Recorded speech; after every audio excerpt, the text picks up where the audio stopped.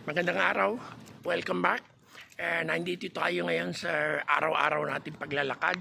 At ngayon ay nandito ulit ako sa isa sa mga tahimik na villages malapit sa bahay namin.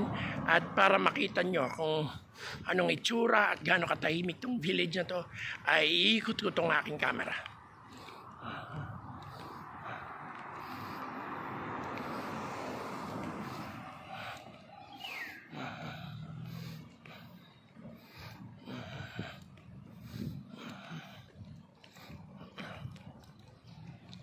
Ayan.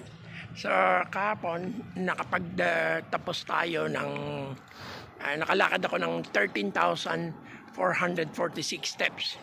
Dahil meron tayong goal o target na makalakad ng kahit ay 10,000 steps araw-araw. So, sana ay manatiling mabuti ang panahon ngayon para mahigitan pa natin yun na makalakad tayo ng yun nga, at least 10,000 steps. Okay? See you.